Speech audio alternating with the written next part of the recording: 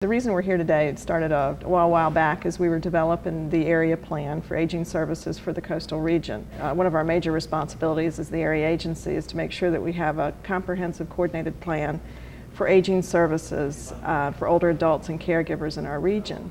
These three columns speak to the population over 65, and we'll just break out here. Chatham County right now, or in 2000 rather, there were 29,000 people that were marked as age 65 and over. It grows kind of in a linear pace, kind of peaks in, I believe, 2018 as far as the acceleration of the rate. But ultimately in 2030, you go from 29,000 to 71,000.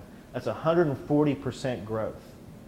That's massive. So what is a charrette? I don't know how many folks here have actually participated in a charrette. How many people have? So 50-50, something like that. Well, we got here last night and we're going to spend the next 3 days. It's a pretty intensive process. We basically spend the day in a very organized fashion with key stakeholders like you, or primary stakeholders like you, and then key advisors tomorrow, and then kind of wrap up on Friday. But it's a very formalized process where we sort of brainstorm and engage throughout the day, and then we produce drawings, we produce product every night. So the process allows for interface, allows for consensus, but it also allows for product. So you see the actual fruits of your labor. So I would hope that if you participate throughout today, the things that you come up with, the ideas that you write down on the paper, on the whiteboards, you will see tonight, and you will see integrated into the ultimate plan we produce. Well, I think the Charrette process has a lot of potential, a lot of good pieces in it that just bring people together, get people around the table together from different walks of life or different experiences, talking about a common interest or a common problem, and hopefully coming up with common solutions.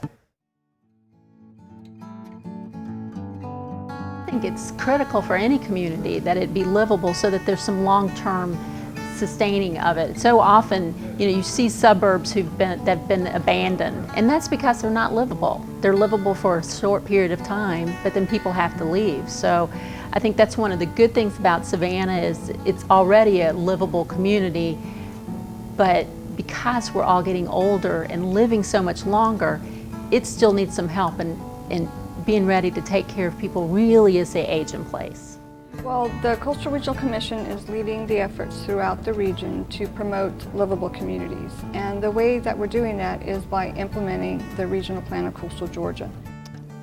So community for all ages, I mentioned this a second ago. This is an important statement. I mean, you may even want to write it down, because to me, this is the theme of the charrette. This is really what we're targeting right here. We want to allow people to age in their homes and neighborhoods for as long as they desire. The reason that people have to move is because basic goods and services that the aging population needs aren't within their community. They're isolated. The way that we've planned in the last 50 years has been centered around an automobile. So if you have to get in a car to go get your basic needs, there's something wrong with the way that we've planned. And a livable community is going back to the way that we planned before the advent of the automobile. The aging population will be a major influence on how we approach our design, how we approach the initiatives, the ideas that we come up with today and in the next few days. But certainly, you want to provide a broad range of services, transportation services, commercial uses, programmatic services. There's a whole host of things that will act to support a community for all ages. So that brings me to the case study area. The case study area is located down here to the south of the historic district, which is right here. There's the Savannah River.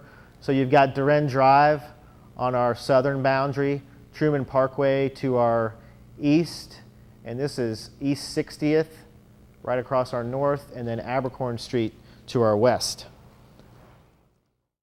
Certainly proximity to healthcare.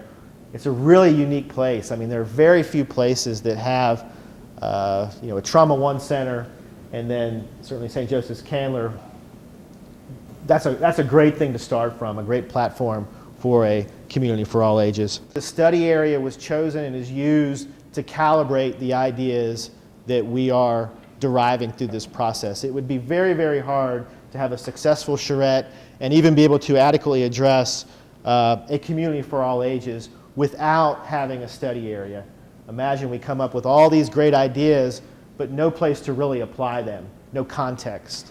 So that's our goal, is to create these initiatives, create the policy framework, and then ultimately create an actual plan so that you can say, okay, we've developed these ideas, this is what it could look like.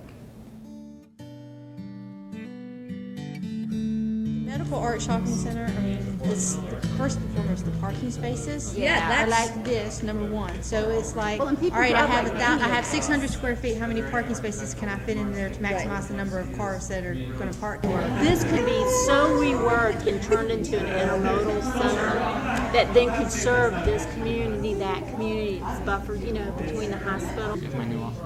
Yeah, sure. 1,500 square feet of meeting And then you could live of meeting space for the neighborhood community to use. But I think also coupled with the economics is communication. I think as communities age, as infrastructure ages, as services become more needed, we need to think about how do we integrate our communities? How do our people work with our institutions? How do our institutions lend to a better quality of life? That will help implement the plan, because there are many things that are more than bricks and mortar. Car down because it's not lighted well, it's not inviting. All the cars are here, you're up underneath the sidewalk, it's dark, it's there's not like trash cans on this. This retail along that road. Do you think that works for that? I mean, the parking along the front. I mean, there's a lot of. Have you driven down there?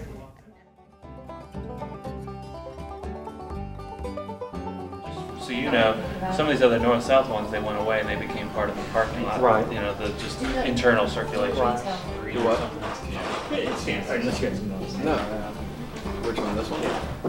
You need this laptop hooked up for upstairs? Yes. No, we need to have them in there. We need to.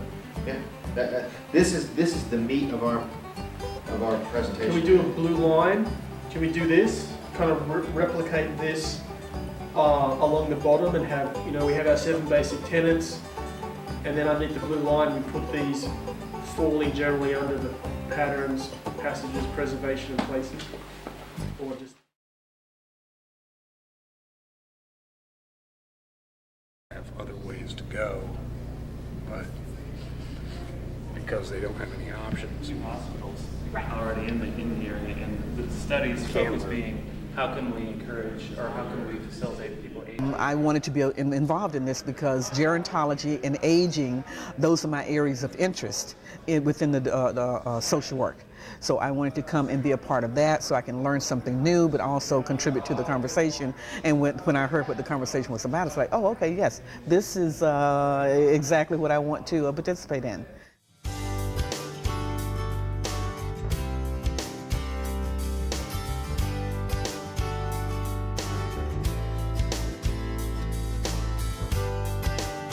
End result of this 3-day-long charrette, we've met with a host of folks, primary stakeholders, key advisors, and residents.